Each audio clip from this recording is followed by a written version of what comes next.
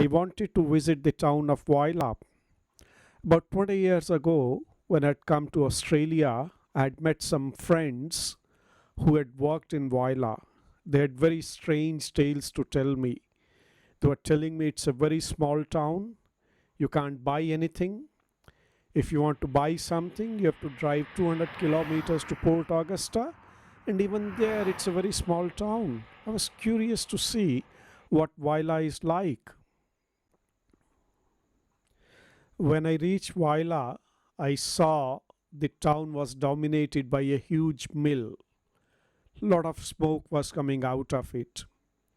I just bypassed it and headed straight for the town to see how big the town is, how many shops does it have, and what would it be like for someone to live here. I went on top of Battery Hills. Battery Hills is the only hill in the town, and from top of it I could see beautiful scenes of the ocean. There is a wharf, and the water near it has so many colors. It was a beautiful sight. I was mesmerized just looking at it. And then I turned my sight towards the town. Something seemed very familiar. The whole town was painted pink. It was kindish a dark pink. Thought, well, maybe like they've made Jaipur a pink city, similarly South Australia has decided to make Whyalla a pink city. Maybe they've asked everyone to paint their roofs pink. Didn't seem right. The trees I saw, they had a red color on them. Yes, they had green leaves which seemed to be very new, but all the old leaves were red. The footpath was painted red. The road signs, the color of the wood on them was red. Everything seemed to be red. Something very eerie about this place in Erie Peninsula. They say Whyalla is where outback meets the ocean. Yes, the soil has turned red. It's no more yellow or grey. It's red, as in the red centre of Australia. Why are the leaves red? Why has everything been painted red?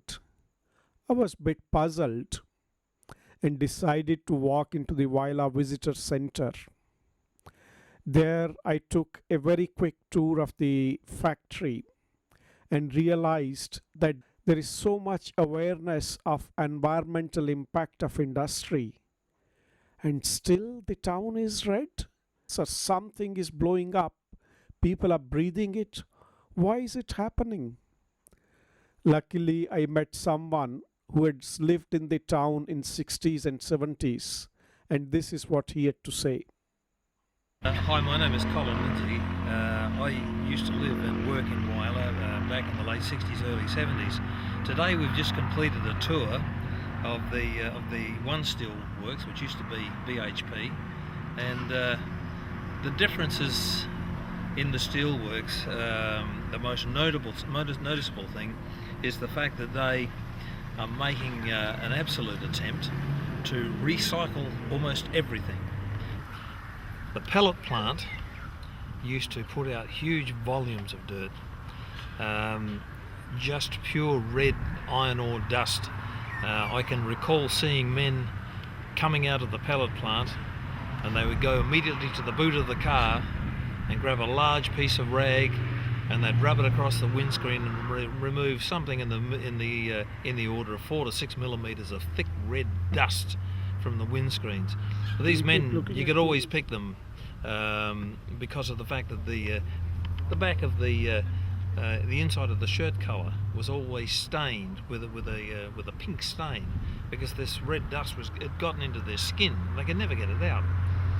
The red dust, both the bull dust, which blows around in the paddocks, or used to blow around in the paddocks out here, and the dust that used to come from the steel making plant and the pellet plant used to blow around all around the town, and I can recall going home with my wife one day, and she opened the front door and burst into tears because the entire skirting board just inside the door was buried.